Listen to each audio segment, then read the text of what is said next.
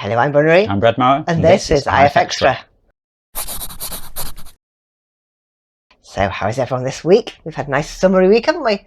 Bit of rain, but you know, some sunshine too. It's lovely. I like sunshine. It's been it's not been hot, but it's been pretty warm. Yeah, you can go out without a coat. I like that as well. That's very, very cool. So, how have you been getting on this week with your work and your interference? Well, and, you know, I now look like Obi-Wan Kenobi because you did a random plait in my hair.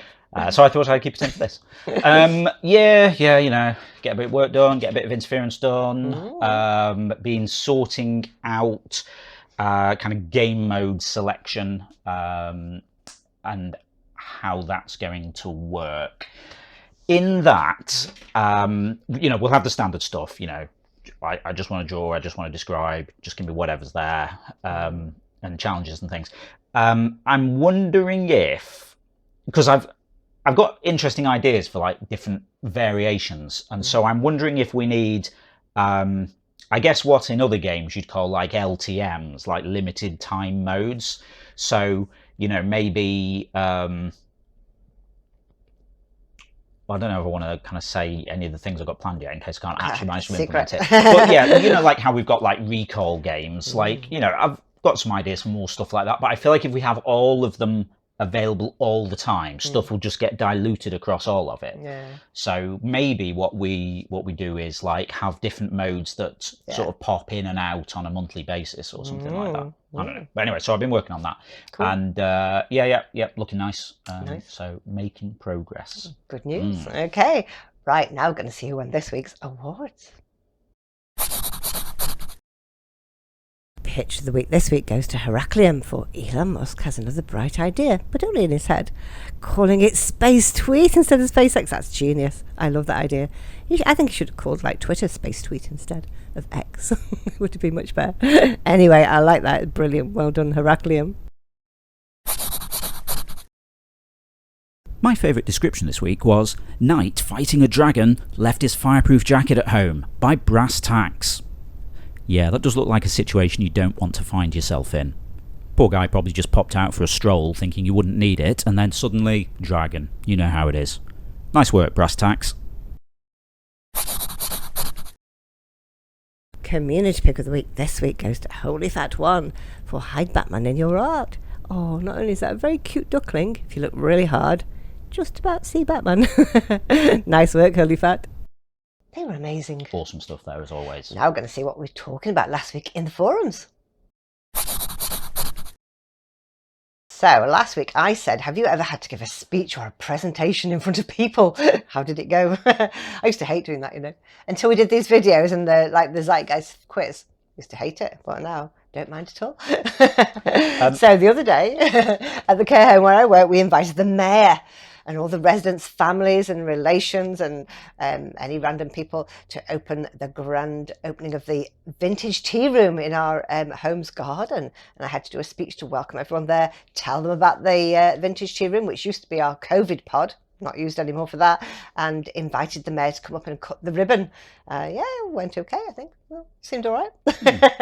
Yeah, you're very good at speeches now, because you didn't used to sort of have the confidence for it, but then like we did sort of like, well, you've done loads of quiz shows and things, so we've been doing these for years, and we've been doing Zeitgeist for years. But then also, like a few years ago, we went and started giving talks at EGX, like the Games Expo. That's slightly more scary. And like, you know, I'm used to standing up and talking in front of people because I used to work as a technical trainer for a bit. So I was teaching and things, but like you and Ferret haven't really done it before, but just got up on stage. It was great. Did really well. And then like we had people come up asking us things afterwards because they thought the talk was so interesting. So cool. Yeah, that was cool. So yeah, it's interesting how you've kind of got into it now. And then like the other month, I guess, you were asked to open a shop, weren't you? You had to cut the ribbon at the new cancer research shop in town. And so just sort of got up, gave a speech and all this. No worries. Anyway, Nasty Norway says, I was in court and thought I held a rather good speech there. Wow. That's the kind of thing where you want to know more. What's the story behind all that? I feel like that story can go one of two ways. Is that going to be work or is that going to be something else? It can go one of three ways. Exactly. Yeah. Okay. Yeah, okay. Rouge Island says, I give regular talks about optometry to other optometrists on a regular basis, in person and virtually. I usually talk in front of about 50 people at a time, and I'm used to public speaking. But the last lecture I gave, we had 540 people, Wow. which made even my stomach go a little funny. Wow, Wow. that's very brave. That's quite cool. Very impressive, though. Polish Hips Don't Lie said, well, in college, I used to be an instructor for painting classes for private and public events. It wasn't too bad unless you got a group of extra loud or drunk, usually drunk, especially for private parties, then trying to talk over them and got to be a lot sometimes. The bigger the groups, the harder it was. But it was a fun job for a while. I mean, yeah, we can sympathise with that because we used to go to a painting class. We did, yeah. And everybody moved at different speeds, and I always felt bad for the guy who was running it because it was really difficult. Try and keep everyone at the same point. Yeah. Well, yeah, it was fun. Interesting. It was very good. Yeah, cool. Right, now we're going to see what we're talking about next week in the forums. Have you ever seen the Northern Lights, the Aurora Borealis? Did you see them from where you live, or did you have to travel to see them? This week in the UK, they've been visible some nights due to unusual activity of the sun. Sadly, we haven't managed to catch them yet where we are. How about you? If you'd like to chime in with that, just head over to the general discussion forum. It's the pinned thread for the week, so you'll find it at the top of the thread list. Cool, and don't forget tomorrow night is Zeitgeist Night, the quiz with 5 rounds of 5 different topics. Yep, every Sunday night at 7 PM UK time over on twitch.tv/interference run Zeitgeist, the Interference Quiz of the Week, a live interactive quiz stream where you play along against the rest of the audience. Compete for the points, places on the leaderboard. Bunnery has picked 5 drawings from Interference that she's used for inspiration for coming up with some topics for rounds. So we're going to have 5 different topics, and we don't know what they're going to be until night. Only person who knows anything about it is you, isn't it? But would you like to maybe tease us with the featured artists? Yeah, okay. This week's famous artists are Spider Crawler, Polish Hips Don't Lie, just mentioned them, Mukluk Canuck, Holy Fat One, and Pointy Cat Ears. Interesting topics. Okay, interesting. Cool, eh? So we won't see what the pictures are until night, but we can have a little guess along as to what they are representing.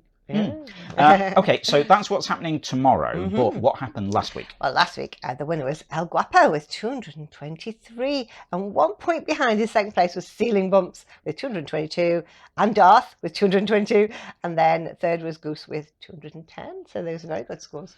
So Ceiling Bumps had won 2 weeks in a row, and that would have been the third one, so we were waiting to see if there was going to be a hat trick. But maybe next time. El Guapo jumped ahead. Nice work. Okay, good stuff. So that's all the news for now, just goes to say. Yeah, if you're not already taking part in the game, then get involved. You can play on the web at playinterference.com or search for Interference in the App Store on your device and download the app. You can also join the chat with us over on Discord at playinterference.com/Discord, where we talk about all kinds of things. And now I'm sort of actually getting back into dev stuff again. I might post a few pictures of stuff as it's coming along. Cool. Yeah, we'll see. Yeah. And if you'd like to give us some monthly support for the ongoing maintenance of the game, building this new version, new game modes, all this kind of stuff, you can find us on Patreon at patreon.com/interference. And there you can become a patron, which means you get supporter status in the game, so you get cool things like replays, you get extra game modes, all kinds of stuff like that. And if you're a quiz player, you get a custom entrance shout out from Ava. Cool, that's the best bit. Okay, that's it for now. We'll see you again next week. Bye for now. Yep, have a great week. We'll see you next Saturday. Bye. Bye.